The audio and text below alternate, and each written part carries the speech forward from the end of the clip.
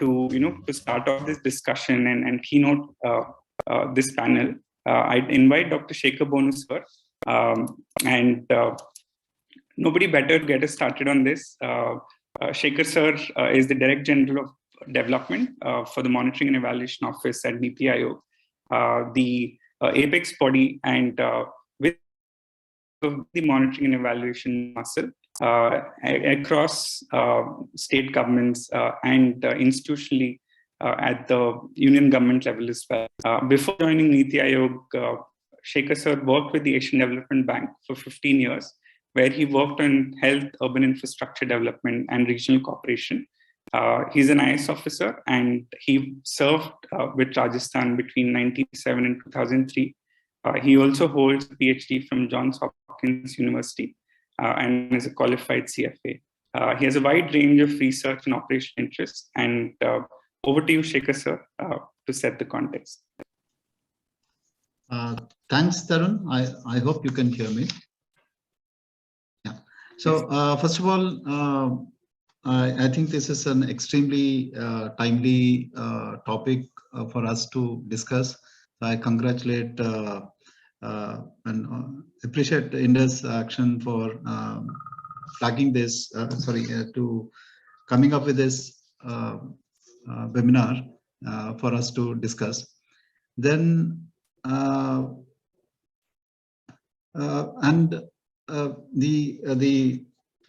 challenge from the social protection side, as you have already laid out.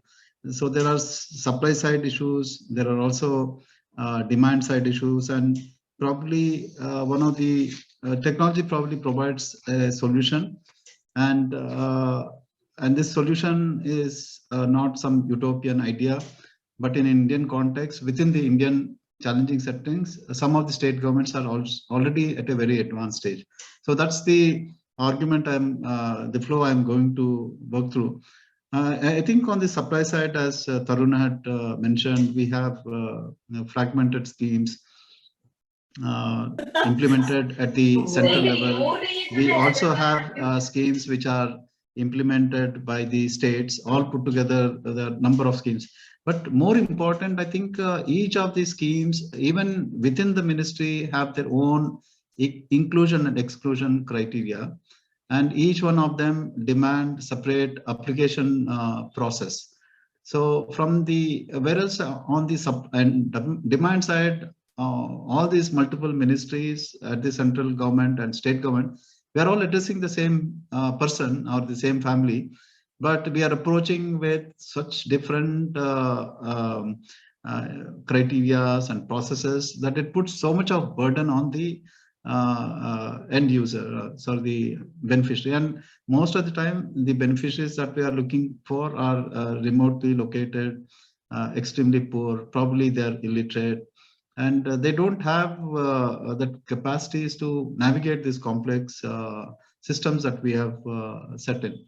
So and also one of the most biggest challenge, I think, in the social protection architecture is to create the dynamic inclusion criteria.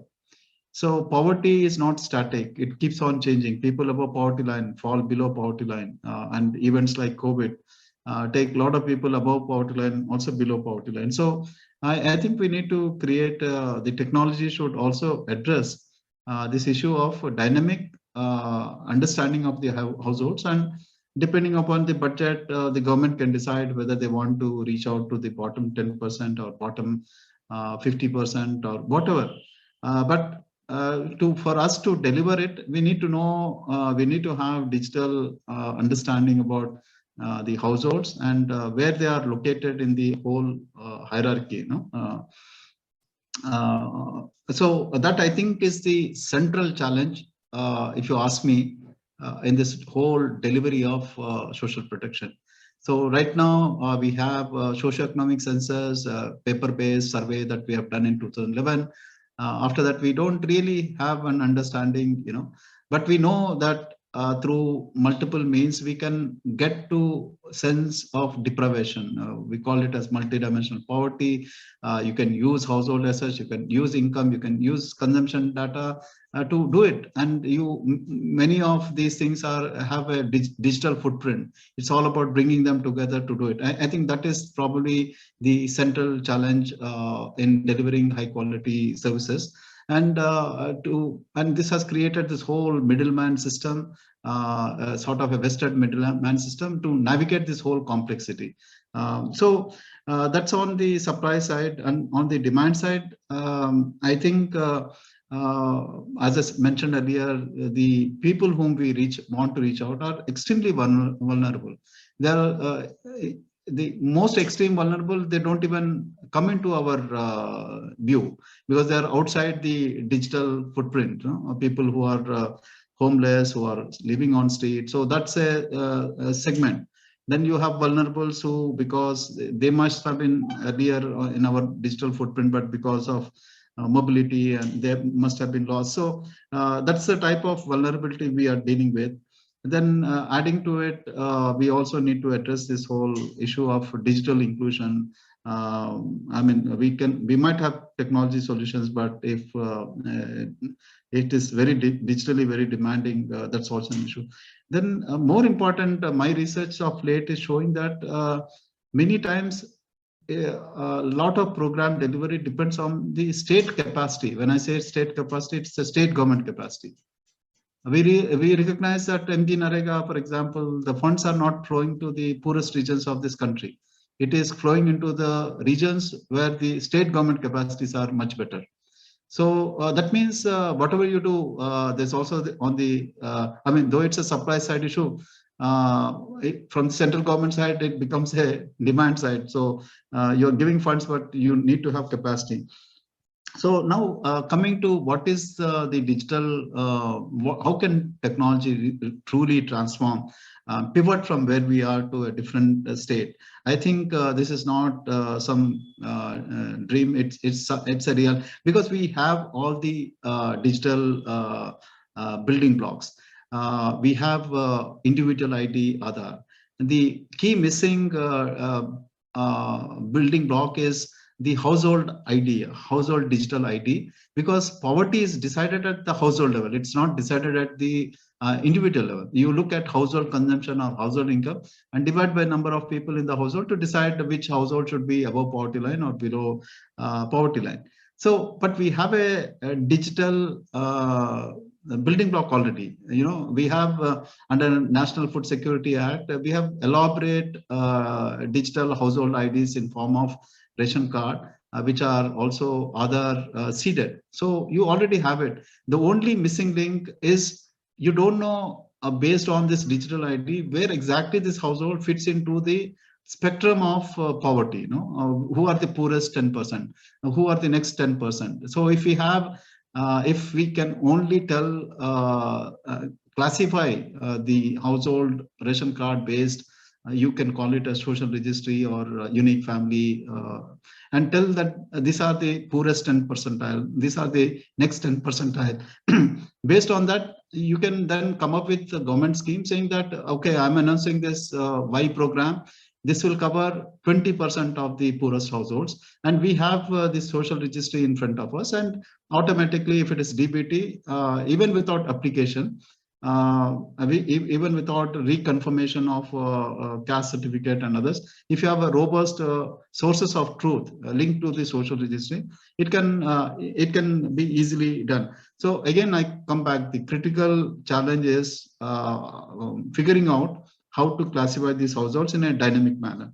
Here again, I think the technology can play a big role, because a lot of data can be brought together, and through data analyticals, we can come up with algorithms to classify the households. So it can be asset based, it can be based on expenditure patterns, it can also be based on income earned. All put together, probably we can, and then we can come up with then land holding, the literacy levels, and so forth. I was pleasantly surprised when recently we came to know what Karnataka is doing under their scheme called Kutumba, where whatever I have mentioned here, they have actually implemented it. And it was interesting that they have close to 1.5 crore household already in the Kutumba. Around 30% households are not yet there, but they are the richer end of households who don't need an FSA card. Those are the ones probably you can tap through income tax side. And they have also led to, instead of application based, they have transformed into entitlement based social protection system. So the government of India is also planning to come up with the unique family household ID, or so-called social registry. And I think a lot of proof of concepts are being tried out. So this is also, so that's why I feel, Tarun, that this is an opportune time for this type of discussions, and especially when such amazing talent from private sector, from philanthropy, from non-state, other players come together. I am sure a lot of talent, the digital, the technology talent and understanding, big data analyticals, data science talent is in the private sector. That's where the cutting edge knowledge is, and definitely a lot of the talent can come into support the government to come up with the type of deep, in-depth analyticals which can help in transforming and pivoting our social protection systems. So that's all from my side. I thank you, Tarun, and also other panelists for giving me this opportunity. Thank you, Sekhar sir and Dr. Bonu, for getting us started and setting the context for the panel. So I hand the mic to Madhuri, who will facilitate the conversation with the panelists. Thanks, Tarun. Thank you, Dr. Bonu, for setting the stage really well for what we're going to be discussing in the panel discussion as well. And I'm very pleased and happy to be introducing our panelists for today. So we have with us Anita, Kumar, Sid Ravinutala, and Digvijay Singh, along with Dr. Bonu for the panel. Anita manages public affairs and strategic engagement at Cisco India. With over a decade of experience in government consultancy and public relations, Anita has worked across various sectors, including technology, energy efficiency, healthcare, steel, etc. She has led comprehensive public affairs campaigns involving research, stakeholder engagement, and content development. At Cisco, Anita is deeply involved in major policy discussions on subjects related to telecom and networking, data privacy, cybersecurity, etc. Anita has completed her master's from National Law University, Bangalore, and another master's in development communication from Jamia Millia Islamia University in Delhi. Welcome, Anita. Sid is the data science director and leads data science capability at IDInsight. He is responsible for growing the data science capability and oversees design and development of data science projects. Prior to joining IDInsight, Sid worked as a data scientist at Quantum Black, McKinsey's advanced analytics arm, Kohl's, a supermarket chain in Australia, and the Center for International Development at Harvard. He has also worked in public health for the Clinton Health Access Initiative, and he holds a master's degree from the Harvard Kennedy School. Welcome, Sid, and thank you for joining us this early in the morning. Digvijay leads the social protection work at UNDP India. He has extensively worked on social protection programs such as MGNREGA pensions, BOCW schemes, and social accountability measures. Previously, he has worked in various capacities at the Ministry of Rural Development, Human Rights Watch, and the School for Democracy. Welcome, Digvijay. Thank you so much, all of you, for being here. I think we've already set the stage pretty well for what we're really talking about in terms of social protection and how technology can be an enabler for this. And I'll just add a couple of points before I invite our first speaker to share their thoughts. And that is majorly tied around three things that I think Dr. Bonu's also touched upon. Tarun has also alluded to some of these. One is, when we're talking of social protection, what is it that we're really referring to? Who is our target group? who is our audience, who are we trying to ensure protection reaches, right? So that is one framing that I'd like everyone to keep in mind of when we're talking of social protection, who are we really intending to reach out to? And in that comes the universalization of social protection, which is very linked to targeting and speaks of terms of inclusion, exclusion, errors. They're very big terms, I think, but what we really mean is, are they reaching the people we intend the social welfare to reach? Are we including people? Are we excluding others? And that's a universal concept across, like with technology coming into social protection, are we ending up including and excluding beneficiaries or stakeholders that should be part of the system? A second thing that I would want to just put out there is when we're looking at scale and governance, because we're speaking at a level which is more national, and at a NITI Aayog level, we're looking at things which are at a very macro level. But the implementation of those things might be happening is happening at a ground level, at a district level, which is very micro and even smaller than a district level. So how are we looking at scaling up and scaling down the innovations that we're going to be talking about, and of technology in particular? So how is that happening? How are we using technology as an enabler to help rather than something that acts as a barrier? And I think the main piece about social protection and the way we're looking at it today, how can we include human-centric design and put the beneficiary or the stakeholder at the center of it? The technology, definitely we're looking at, utilizing tech as a scaling up platform, but how do we ensure that human-centered design, which essentially means that the beneficiary is at the center of all of the design, of the scheme, of the implementation, whatever we're working on, how is that going to be made possible? So these are three, I think, themes that we'll touch upon as well as we move along into the conversation. And linked to all of this, I think with tech, there's a huge role of data systems, what you mentioned already, so like data analytics and algorithms that can help us do this work better. So there is an immense space for how data systems can enable and can also ensure that we're making our work easier, plus reaching the right audiences. So these are, I think, the main themes that we'll also discuss and work on. How do we really target, the main vulnerable families? Thanks, Tarun. So I think I'd first like to call upon Digvijay from UNDP. Digvijay, UNDP has been working in the space for a very long time now of social protection. And when we look at technology and the way that has been utilized, we all know the Geet platform that UNDP uses as one example, right, of how technology can enable social protection. We've seen that it's being implemented currently in 5 states. We know, there are schemes mapped to it. We're trying to reach out to the most vulnerable populations there. If you could share a little about what have been the main learnings that you've had in ensuring that Geet gets scaled up, right? That a technology intervention that is being utilized for social protection reaches the masses. And if you could share bright spots around it as well, of where have you seen that really work, where is it taken up? And if you could share examples particularly, that'll be really helpful. Sure. First of all, thank you, Action and the panel members, for having me here. It's a great thing that we're discussing social protection and digitalization. I'll start from the darker elements and then move to the lighter ones, because that's how it should be always.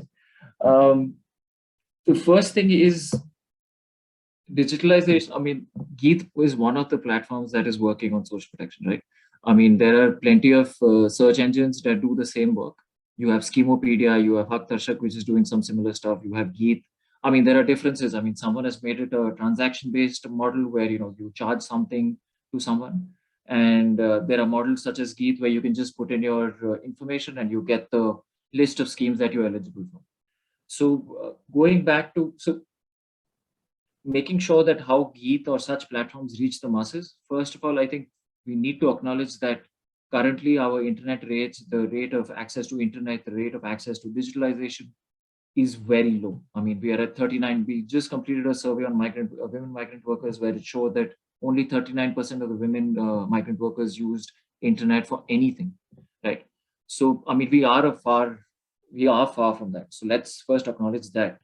So then comes the role of civil society organizations, NGOs, for-profit organizations, that whole realm that is trying to replace that whole that agents that used to exist in rural areas, where they would say that, you know, you give me $50, I'll get you access to the pension. You give me $100, I'll give you access to this. That used to exist, right? Now we are trying to move where the private sector wants to come in, bring in these platforms such as Geet or Hak Darshak or Schemopedia, all of these platforms. For that matter, Indus Action is also creating something. And how you can facilitate linkages, right? That's the idea. So when this was being discussed in 2016, UNDP, along with the Foundation for Ecological Security and the Ministry of Rural Development, they created this sort of a web application, a system, which had two elements to it. One was where it informs the user, with the beneficiary, as to how, like, what all schemes you are eligible for. The other was for the administrator, which is the government, which could basically embed this, take the system onto their own government welfare programs and use it for tracking the delivery of these, benefits. Now, we all know, I mean, we all know that working with NIC, the government, the whole digital interface is very difficult. So that's where we did see a lot of reluctance. But on the other side, now we fast forward to 2020, when COVID hit, we realized that, okay, we know for a fact, after doing so many surveys, insights from local NGOs and all, that, you know, people are not aware of the schemes that they are eligible for, which has been the case for the past 30 years, and we all have been working, right? And when these digital applications were not there, we still have grassroots organizations that work on these aspects without any digital link to it. So Geet came in where our partners were given this application. They would reach out to workers in 8 states. Workers are people in 8 states, mostly in rural areas.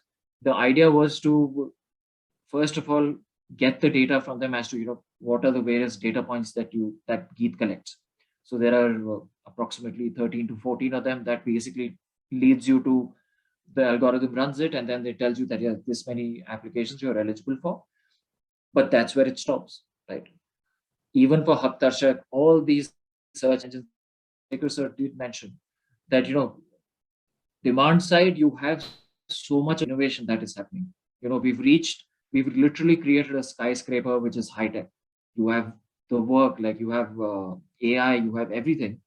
But on the other side, where the government, which is really critical to this aspect, so when you're thinking of design thinking,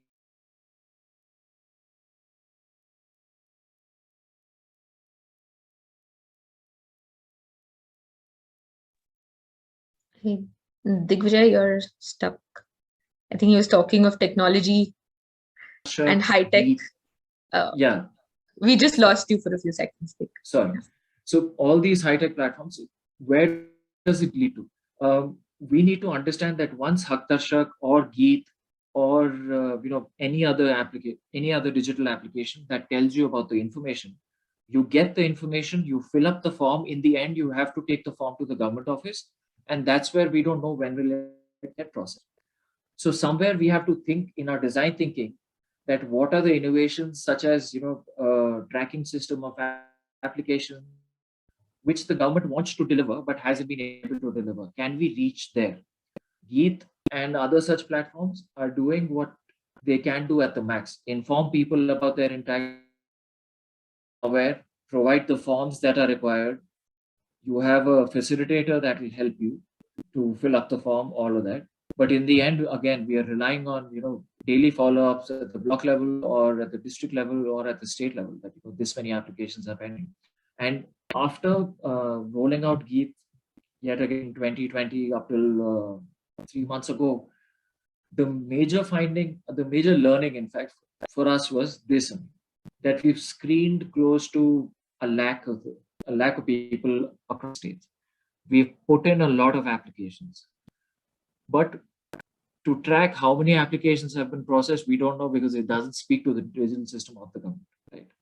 So how do we bridge that? Is there a way to create connectivity between various digital platforms that the government thinks that they can speak to digital platforms of the government? Is there a way to create something like that, where those applications can be submitted directly? Can we think of,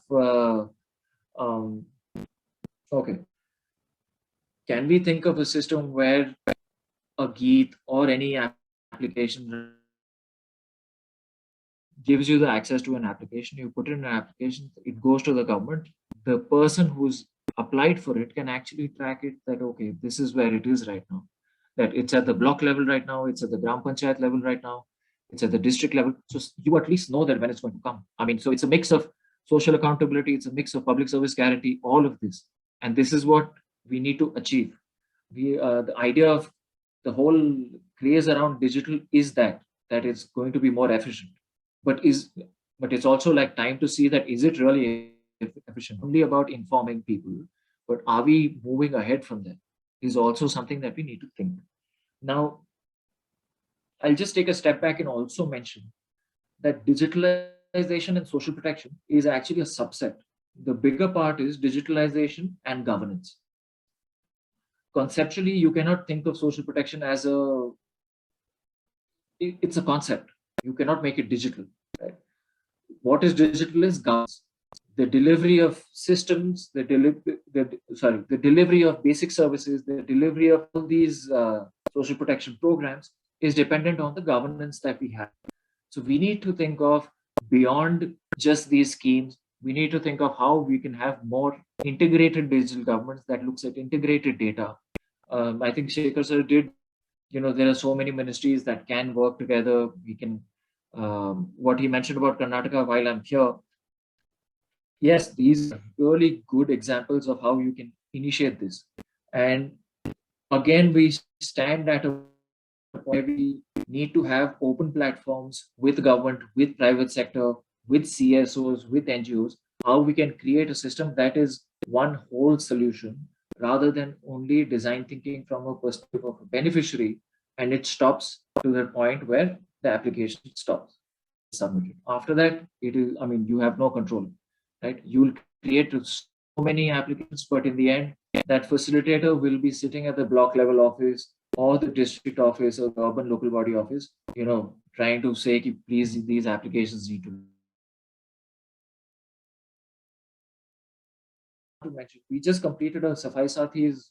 These are plastic waste pickers that UNDP works with. And it was a basin that which was really, what was really good that came out of it was 94% of the Safai Sathis, of the 9,000 Safai Sathis that we took data from, 94% had Aadhaar, right? Which is great. But at the same time, only 3% had health insurance cards. At the same time, 2% had income certificates, which are really important for getting a ration card, right? So the other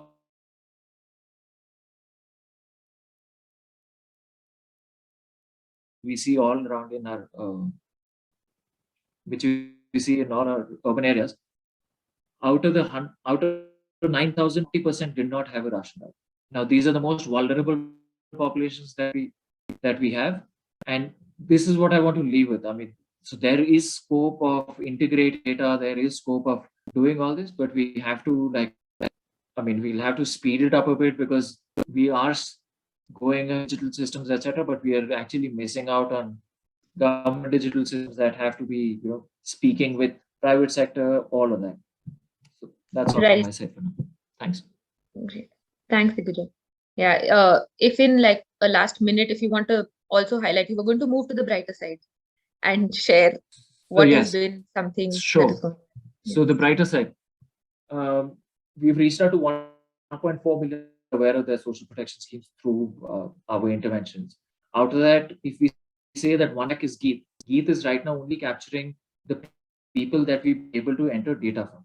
So that is, over a period of like a day, you get to get data from at least 4 or 5 people because there are so many data points. But through Geet, it has made It made it so easy that people really want to download it on their phone and has access to a mobile phone and actually look at, these are the schemes that I am eligible for. And that's the bright side of it, because when we went to Jharkhand, Didi is coming to us and saying that ये वाला application तो हमारे पास है, हम लोग तो बहुत अच्छा काम ले रहे हैं, हमें सब कुछ पता लग रहा है. And when you see that is great, but then when you ask them कि क्या आगे, तो वो चलेंगे, वो करेंगे हम कोशिश उसके अंदर. One is that. The other is the efficiency that has come about. So many schemes have. I mean, World Bank, UNDP itself, they are all trying to map social protection schemes, which is run into 400 to 700, if you include BOCW, if you include all of them. This really, makes it fast for someone to know, oh, these are the schemes that I'm eligible for, and this is where I can get to. So that's the bright side. That's what I see. We are in that phase. I mean, to say that, digital is going to solve everything, I think it's a bit early for that. Great, thank you. So I think like some of the key takeaways from what you've shared is that awareness is still as crucial, be it with or without technology. And that's something that's missing. And whatever technology platforms we are utilizing, if they're not integrated with the last mile delivery and of people knowing where their applications are stuck or what they need to do to get through those. So grievance redressal and tracking for these schemes is where we're getting stuck despite having whatever technology we do have in place. So those I think were two key takeaways. And another thread that emerged is that there's a lot of dependence still on governance, on the government systems to be enabling all of those. And so Anita, I'd like to bring you in to share some of Cisco's experiences with and again, I'd stress on some bright spots if you have examples of places where this has worked, right? Where you've seen technology and governance go hand in hand, where Cisco has intervened and worked in multiple areas. And if you'd like to share in your experience thus far, if there are two things that you think should be part of a governance system to help technology at scale, what would those be? Thank you, Madhuri. And thank you so much, Dr. Bonu and Digvijay, to really set that context right. Because usually the general perception is technology seems to be the solution for a lot of societal and economic ills. So, I mean, while it definitely plays a very, very pivotal role, but I think deploying it in the right manner is what will make the difference. I mean, at Cisco, that is pretty much our core vision. We speak of access to opportunity. I think it's not about, we have moved from our vision being, living technology, moving technology, connecting people, all of that. We have moved from that to powering an inclusive future for all. And that kind of reflects in not just the products that we develop, but the businesses we do and how we work with the ecosystem. And government and civil society is a very, very crucial part of that ecosystem. Primarily, what I wanted to highlight is how private sector companies like Cisco can really support government and civil society in really enabling technology adoption. Tarun's first slide really spoke about how there is a fragmented approach to citizen schemes. I thought that was very interesting because from a technology perspective, I think the industry can play a big role in not only developing the innovative technologies. I mean, Cisco, and not just Cisco alone. I'm not talking of just Cisco's own technology, but also supporting, say, startups who are coming up with solutions that have local transformation capabilities. Or you also have MSME organizations or civil society organizations who work towards furthering that adoption of technology. So it's not just from that perspective, but also collaborate with the government to implement proofs of concepts, to demonstrate the potential of that technology. Just for example, we can talk all day and all night about precision agriculture, but unless and until it really works in the remotest district of Madhya Pradesh or in Orissa or in Tamil Nadu, for that matter, it doesn't mean much to a beneficiary like a farmer. And similarly, just like Dr. Bonu said, that cutting edge technology exists. That cutting edge technology has been adopted in multiple parts of the world. There are countries that have adopted it, replicated it, and enabled it so much that it becomes affordable. How can we adopt similar technologies and customize it for our nation is the key ask here. And I say it with a lot of pride that Cisco has played a role over the 2.5 decades that we have been in this country. We've completed 25 years in India in 2020, and how we have enabled not just the growth of the telecom sector. Almost every 3 or 4 Indians out of 5 or 6 are actually connected with some technology related to Cisco, and I'm very, very proud of saying that. But I think what we have played a role in, I would say, 3 clear aspects. One is creating that connection. Second is enabling access, and the third is innovating for the future. So from a creating connection perspective, I think I'm not sure if it was Digvijay who had mentioned that one of the biggest challenges is that there is digital inequality. The access to internet in remote areas. I mean, we talk a lot about rural, mobile telephony that exists in rural areas. Just yesterday, TRAI came out with the quarterly, mobile subscription results, and they are saying that urban, access is maybe decreasing, but in rural communities, the access to wireless and wireline connections is actually increasing. But that doesn't mean that it is resulting into adoption of digital resources, right? So enabling that connection is where Cisco has played a big role. It is not just, we are part of several BharatNet programs across the country. Many states actually use Cisco technology, and which is creating safe and secure, technologies and entire networks that can be dependent on Cisco's innovative and globally accepted technology. And secondly, we have also been, even with private partners, for example, Reliance, their entire network, the backbone of their entire network is actually Cisco. And we were 5G, Reliance's 5G network was ready 5 years ago. Even now, I mean, we are still talking about whether we should bring in 5G in the country or not, but Cisco had enabled and future-proofed that technology much in advance. And the R&D that went into it was also interesting. Cisco actually, we invested in R&D in creating heat-resistant, moisture-resistant, dust-resistant routers that can go into the smallest of villages in the country, so that that access can be created. So it's innovative technologies from that perspective. So that level of R&D went into it.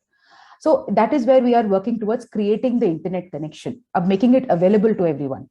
The second pillar here, I would say, would be enabling access to services, right? Whether it is government or other institutional services. So Cisco has actually, one is we have also supported the government in building these citizen services. I can say that for sure that although I was not in Cisco at that point of time, but the Aadhaar platform that was built was in partnership with Cisco. We were, even though our role, our technology role may be very, very minuscule in it. I'm very sure that no router was really used in the development of the Aadhaar platform. But because of our technology expertise, we were partners with the people who built that entire platform. It was Aadhaar, and in today's case, we are actually the partners to GSTN as well. So it's not just public service, I mean the social protection, the category of people that you were referring to, but to other categories of beneficiaries as well. And so one is development of that services. The second is also deployment of it to the rural communities. If I can give an example, I was speaking about precision agriculture in the beginning.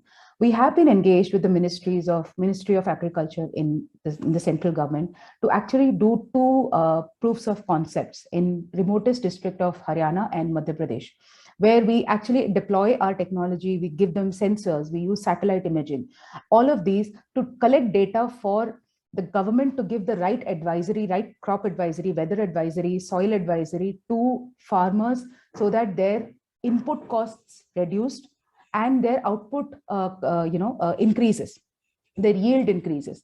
And we're talking of, at the beginning of it, it may be like a 4%, 5%, but it has the potential to reach up to 15 to 20%, which makes a huge difference. So those kind of proofs of concepts, once we demonstrate the potential on ground, we can then work towards replicating it across the country, making it a far more affordable solution. So that is where we are currently very deeply engaged with. If you look at it from a healthcare perspective, during COVID, Cisco was very deeply involved in putting up war rooms across Ministry of Health here in the central government. And even we worked with the Karnataka state government to identify hotspots, to identify hospitals, to identify availability of beds. So these technologies, they sound really big. They look like, it's a little intimidating walking into a war room with these multiple screens staring at you. But the potential that they have in local transformation is very, very huge.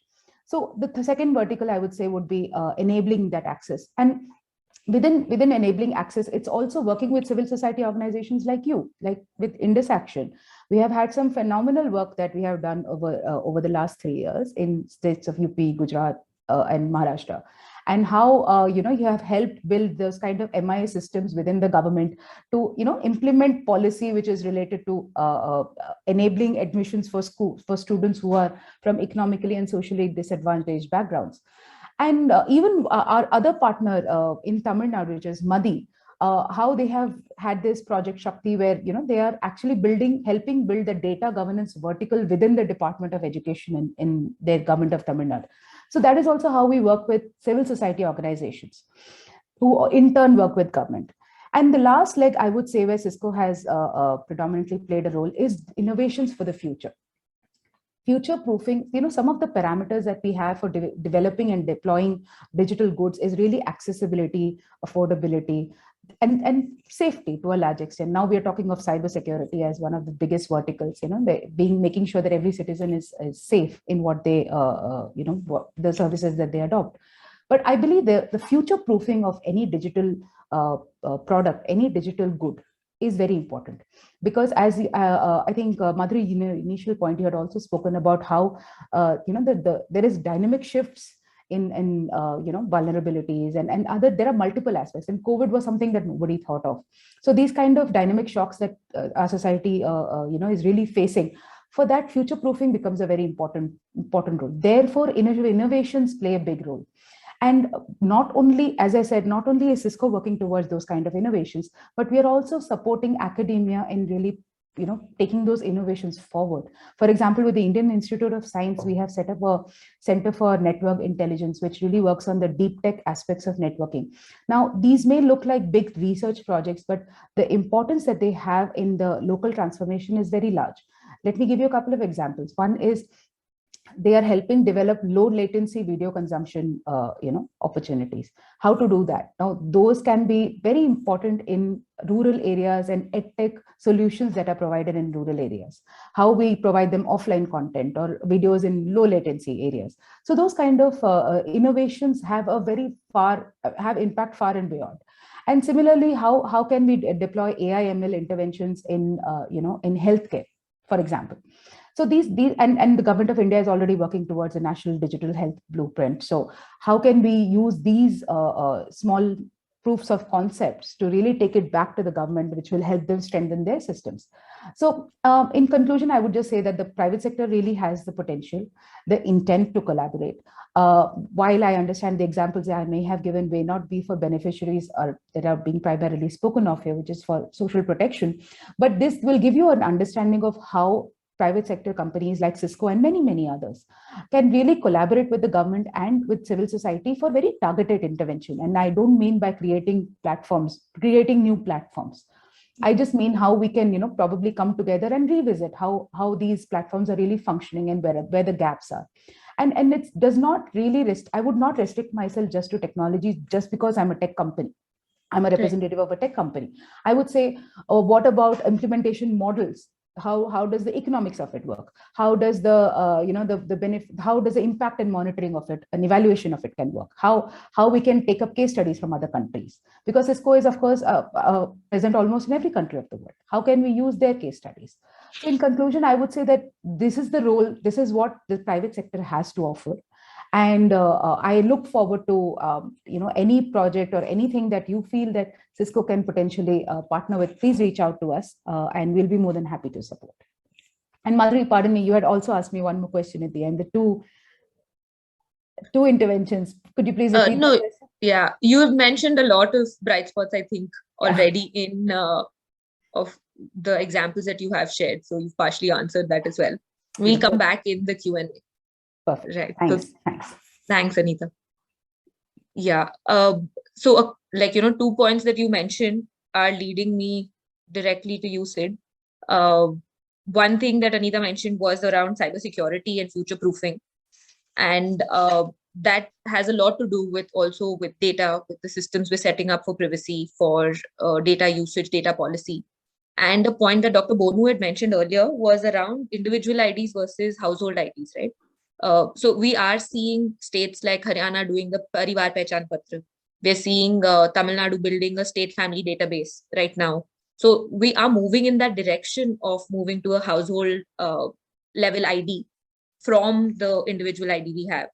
But when we're looking at this data analytics and the algorithms that are being set in place to use existing data for tracking vulnerability, to determine which beneficiaries we need to reach out to at what level, with which scheme, etc., would want to hear your thoughts around that. And as an example, the eligibility engine is something we've been working together on. Right? That's one example of what we're doing in that space. So if you have examples, particular specific ones to share around data policy, data privacy, and then utilizing existing data for vulnerability tracking, that'll be great. Thanks, Madhuri, and thank you for Dr. Bonu and Ms. Kumar and Mrs. Singh on their thoughts. So I really enjoyed just early on, just laying the large picture on how we would like social protection to work. So the executive order by Biden is quite revealing on how far the US is as well. So it's not something that other countries have just nailed. The two systems that I interact with closely is the Australian one, where they've come a long way, and they've got this place called the MyGov, where you go for all your services. And even that is frustrating for a lot of Australians. And if you speak to them, they complain about it, but it's a long way from what the US has. So I was thinking about, so that is the end, that is the ideal world, right? And sounds like there are some initiatives where we want to have the single platform, easy user access, better user experience. You interact with this platform, the platform integrates with all the other systems at the back. So you might have your health systems, your education systems. You've got DBT or direct deposits straight into your bank account. That is the ideal that we're working towards. And while we are working towards it, I feel like we have this intermediary where Mr. Digvijay pointed out that this last mile is still lacking. And if you're familiar with an application called TurboTax in the US, and they identified something very similar. So they invented a layer in the middle, which just improves user experience, and it surprisingly had amazing uptake. So there is a huge need for this, and maybe even so in the US, in India, and possibly of lower technology. So even though there's large penetration of mobile phones, digital literacy still is extremely low. So so one of the things that excites me a lot about our work together, so work with Indus Action, is bridging that last gap, that last mile. So what can we do? Who can we reach out to inform them of their benefits? What information do we need to collect from them to help them sign up to these benefits? So in light of that, so there's this, actually, I do have a slide, if that's okay. I would like to share, and might make it easier for this conversation. Okay. Slide share, here we go. Okay, can you see my screen? Yeah. Okay, awesome. So one of the products that we provided, one of the products that we were building on was this eligibility engine. So this idea is that given benefits and given beneficiaries, you should be able to answer a bunch of questions, right? So a bunch of questions like, given this beneficiary, what is the set of benefits that this beneficiary would be most likely to have access to? So this is like you can score beneficiaries on different benefits and come up with a suite of benefits that this beneficiary may have access to. And you can go the other way as well. So given this benefit, which are the beneficiaries that would have access to this? So who are the most likely beneficiaries who can have access to this? But the exciting part of it, I feel, that is not just this eligibility engine. I imagine that Geet has a very similar backend that does something very similar that combines these two data sets. But what excites me is adding a layer on top that addresses some of these last mile issues, while we come up with this centralized system where the government can offer a single platform where you can go and access all your services. So while that problem is being solved, which sounds like progress is being made, but it might be a while before it scales to all the states or to the, all the central schemes, is providing this layer. So exposing APIs or like endpoints for this engine that allows you to do things like have a chatbot on top. So a program we worked with in South Africa with an organization called PreKelp is allowing a WhatsApp-based ask a question bot. So you could go on there and ask a question about a social protection program, ask about eligibility for it, and you can have, this is in normal natural language conversations, and you could get information on if you are eligible or not. Similarly, if you wanted to send field agents out to certain parts, this might tell you, this engine can produce reports on which area should you be going to, or if you want to do outreach, who are the people that you should be calling to maximally, so given your budget set, you want to maximally improve access for a population. This sort of an engine would allow you to do that. And same thing on top of that, you can wrap things like messaging campaigns. So you can have bulk messaging sent out to beneficiaries to let them know that they're eligible for a certain benefit and how they might go about accessing it. And I've got a question mark at the end. So the thing that I like most about this is the flexibility of it. This is just the back end, and it is flexible enough that you can have multiple applications, multiple new channels that this creates as well. And I won't go into, in the interest of time, I won't go into too much detail about each of these applications, but we have done a lot of these, I feel like, and in slightly different contexts, and there's a lot of things that apply to the social protection context. So I mentioned chatbots. One of the things about chatbots that I'm most excited about is something Tarun mentioned early on as well, about tracking life stages of citizens.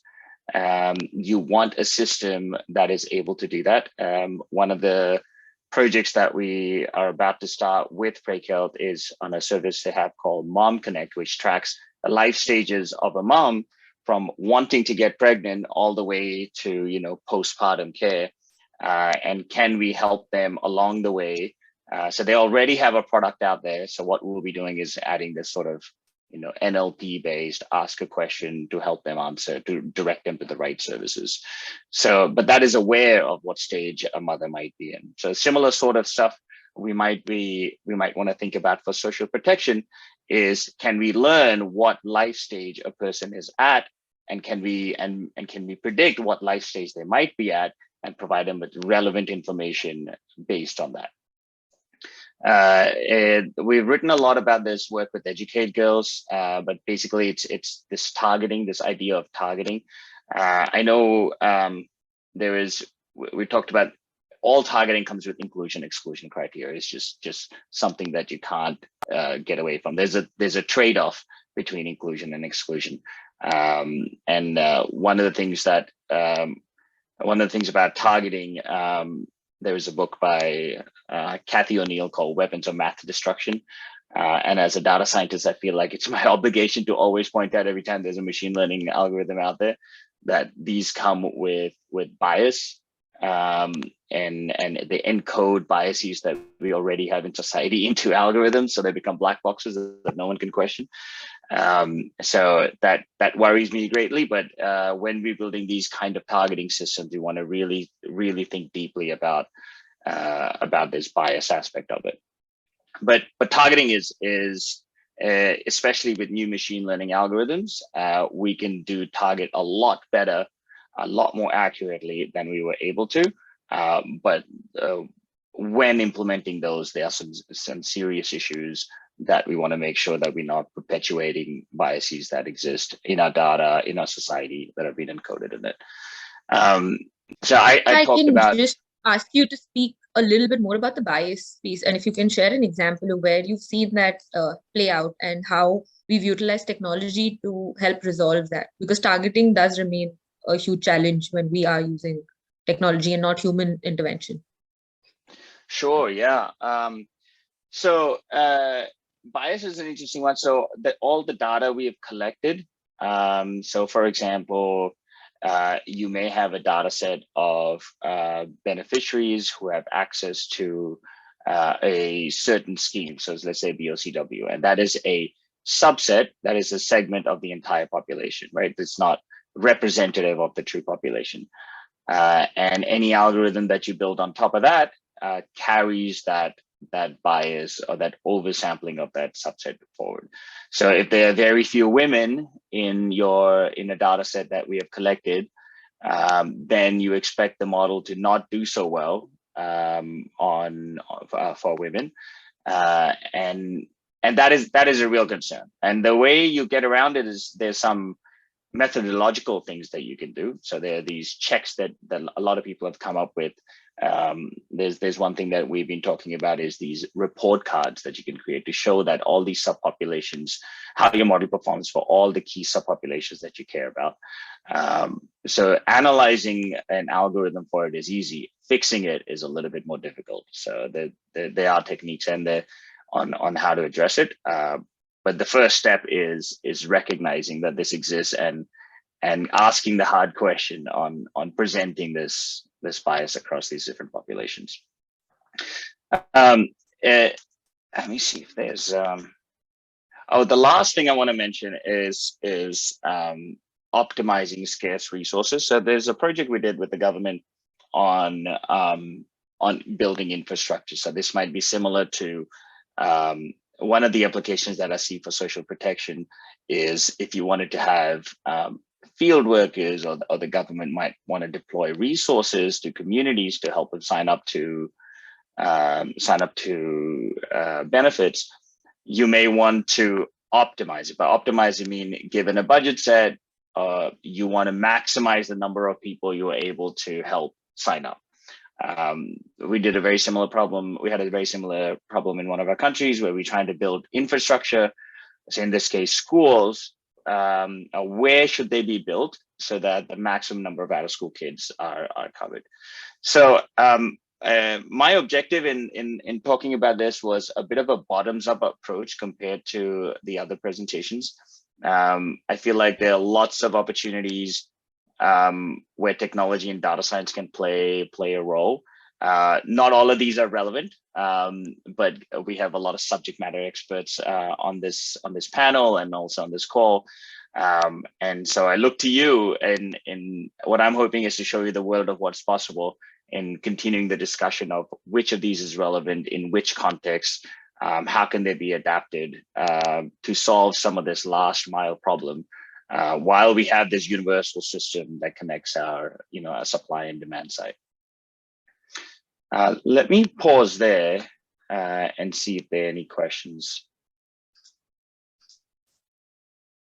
Yes, thanks, Sid.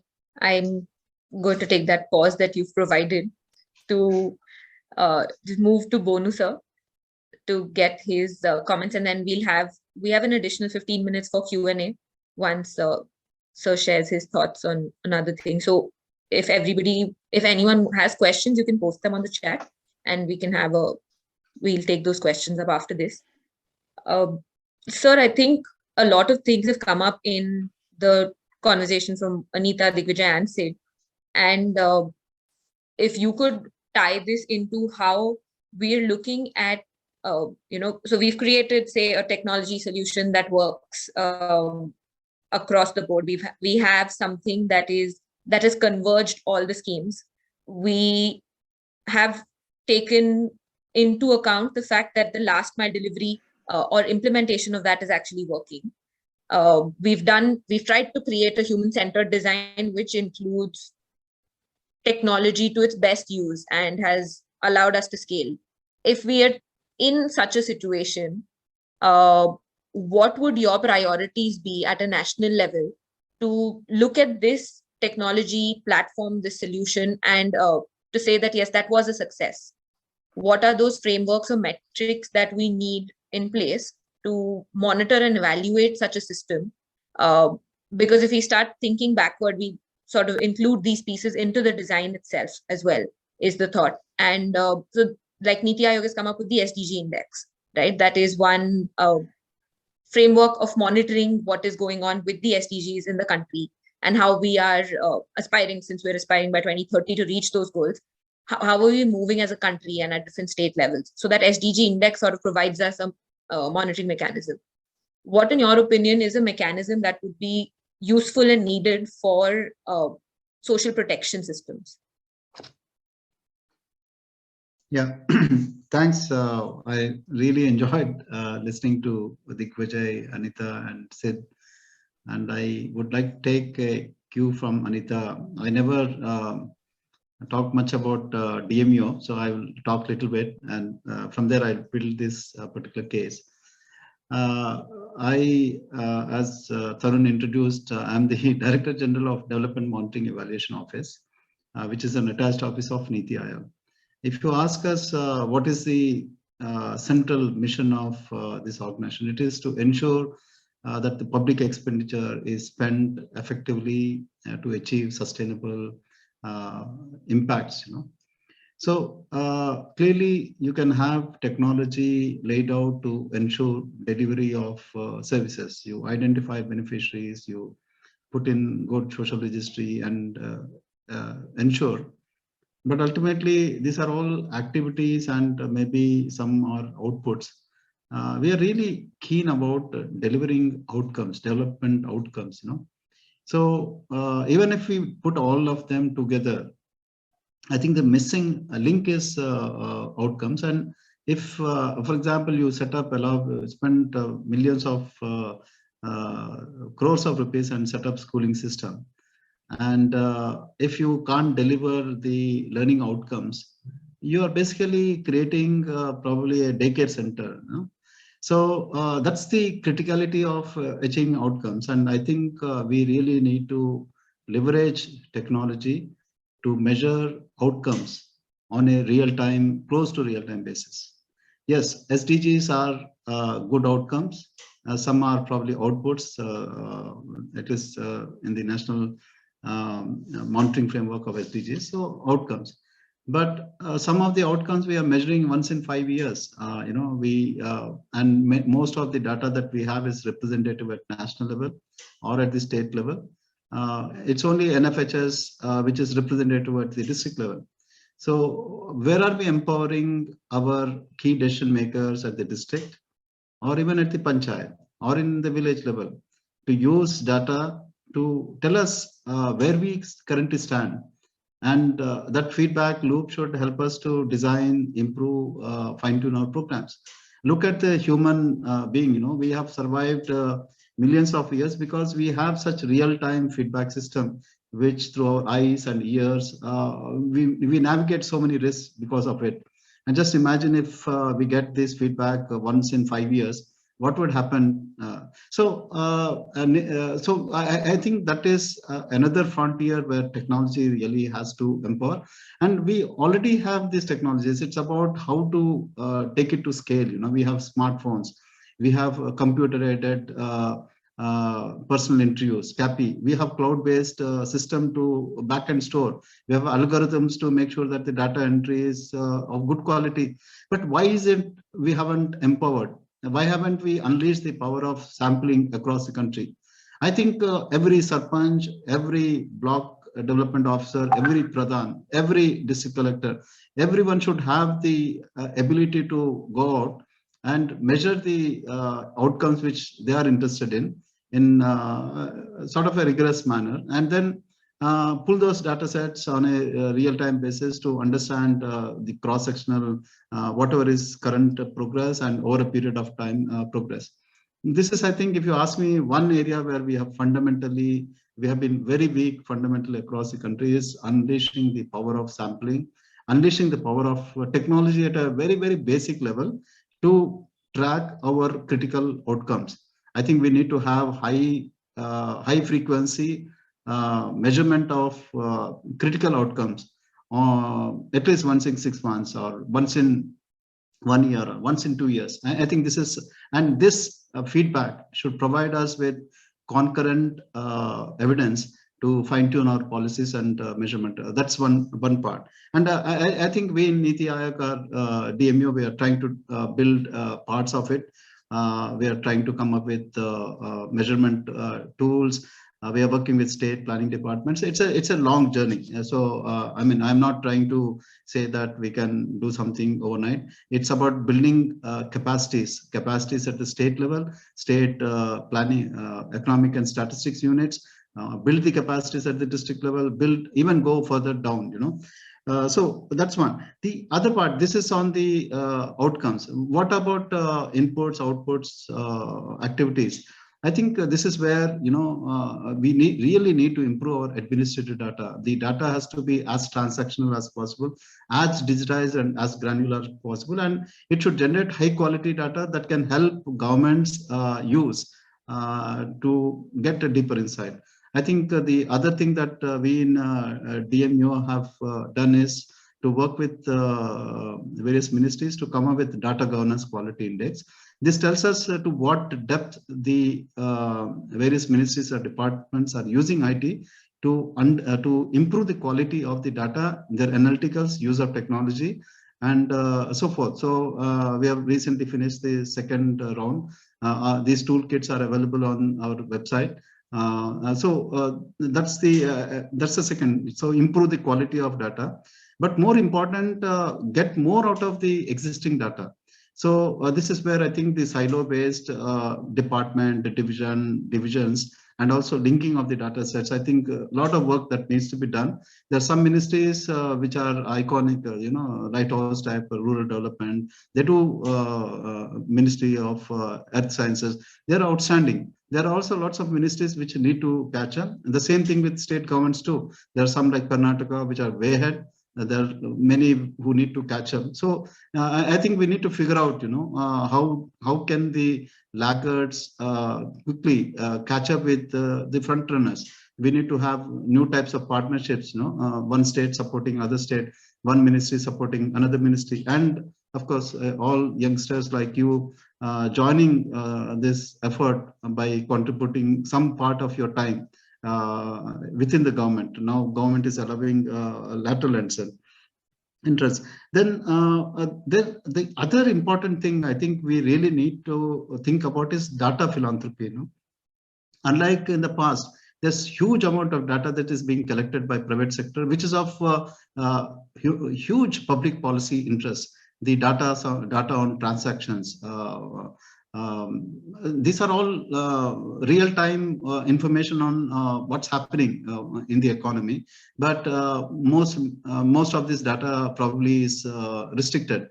Then all this social media, Google's mobility data. So we have a lot of private sector data, conventional data. There's also a lot of non-conventional data, remote sensing, and night light. So if you put all of them together, I think with the type of machine learning and AI capabilities that exist, I think we can figure out ways to address the critical challenges of exclusion errors. You know, so if you know that this particular area is extremely poor, and if only 10% of the population are listed in the ration card, it means that 90% are out. So it's about figuring out the clustering, geographical clustering of poverty.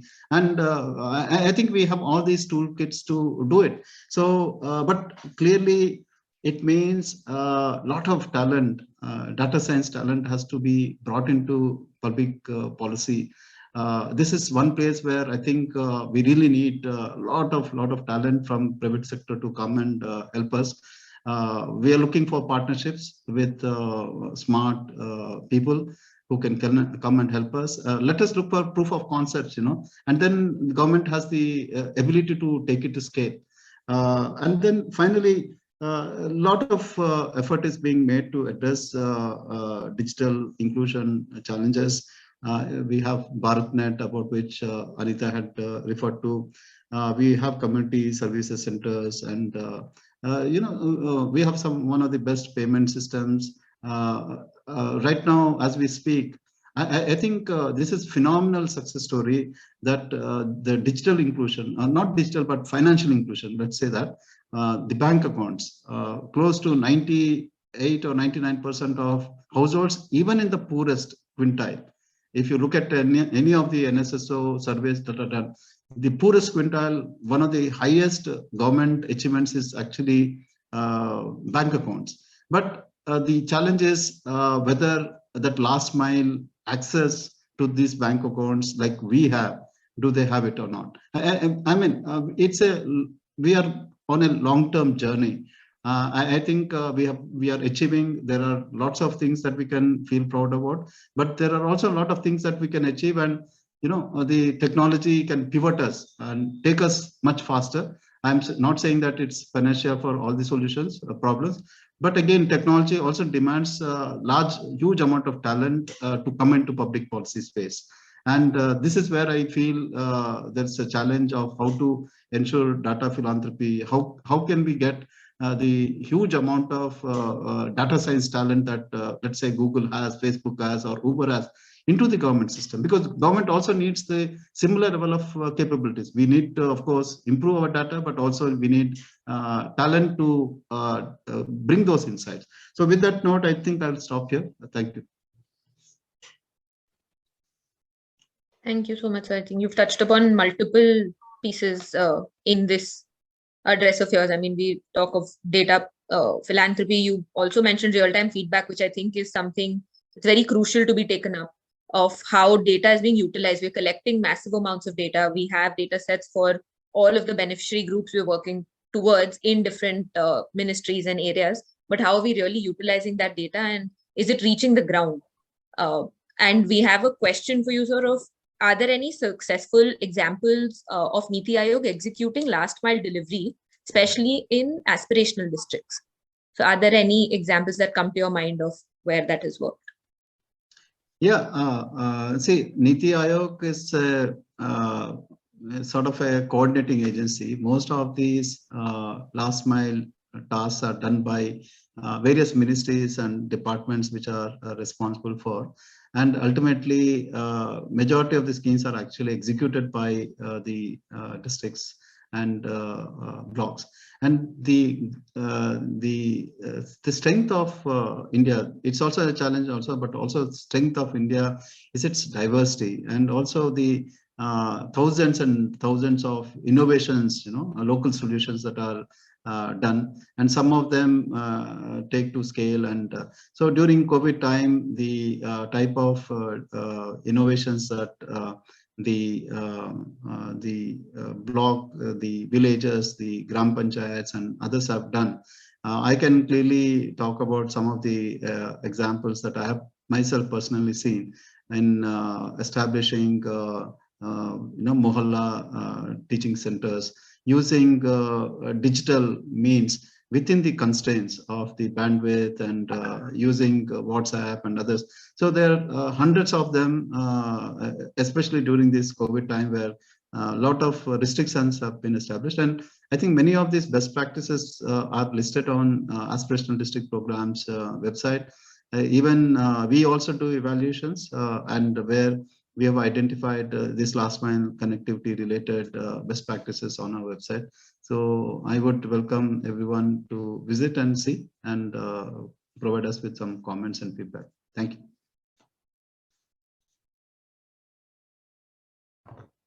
Thank you, sir.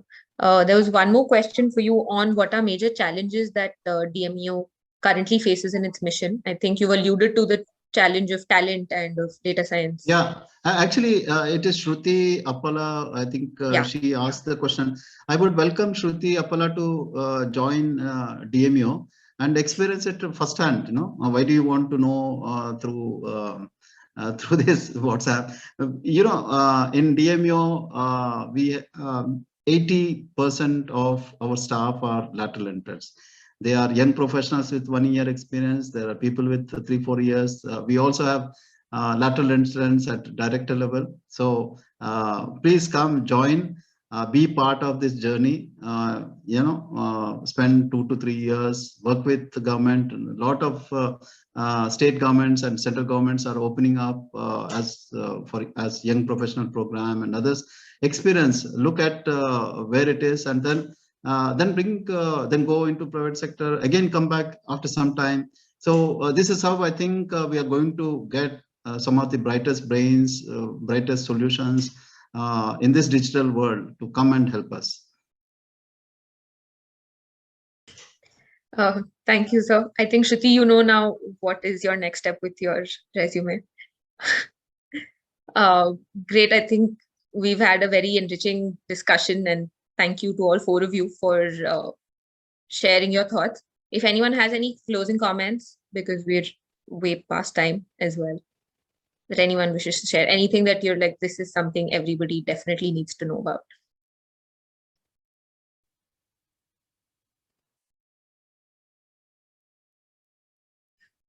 Okay, I'm going to take that silence as a no.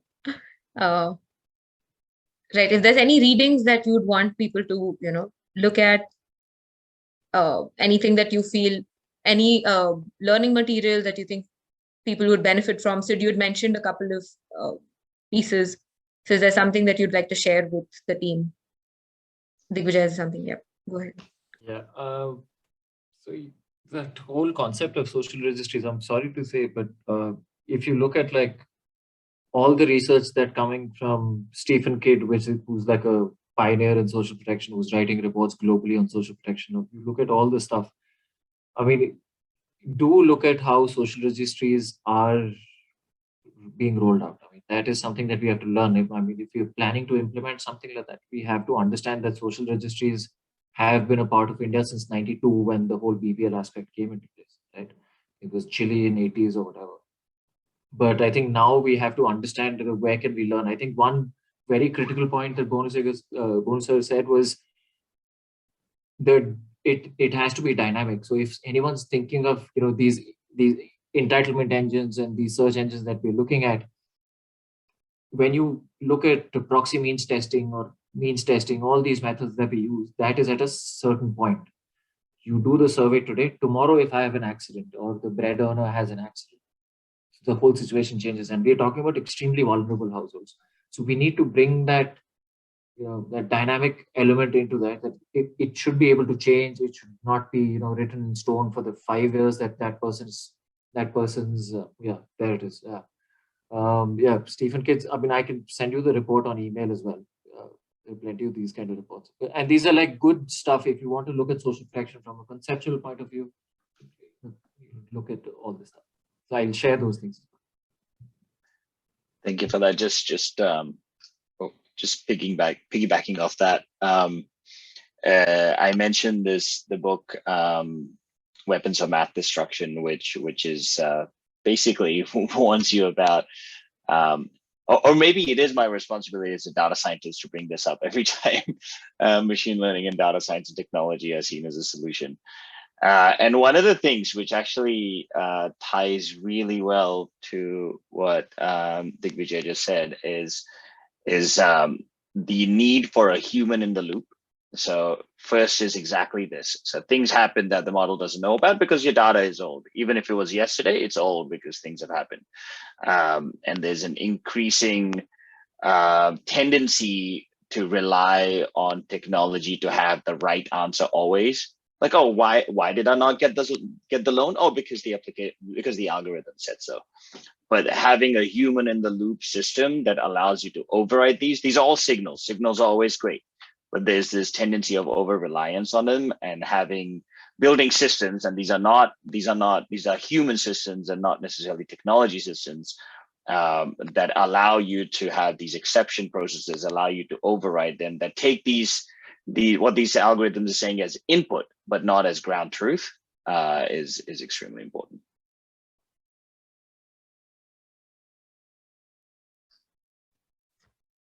Great, thank you. And on that note, I want to thank all of you for being here and for staying late as well. And I hope that this discussion added to whatever knowledge we've had around social protection and how we can take it forward. So there is an opportunity to go work with the government. There's an opportunity to collaborate with Cisco and IDInsight and UNDP that everybody has already mentioned. So I hope we can work together on this, because we've discussed already, working in silos doesn't work for anybody. It doesn't work for the beneficiaries that we're working for. It doesn't work for the government, doesn't work for any of us. So yes, and we have a plug from Intersection as well, of all of the handles that are there on chat to follow the work that we're doing, but to also keep engaging in this conversation around social protection for the vulnerable. Because, so you mentioned that you need all the smartest minds to be working on it. But I also think it needs a lot of heart and passion to really bring in our empathy and care to this, along with the smarts that we definitely need for it. So thank you so much, and have a good evening, everyone. Thank you. Thank you. Thank you very much. Thank you very much. Thank you, Madhuri. Thank you.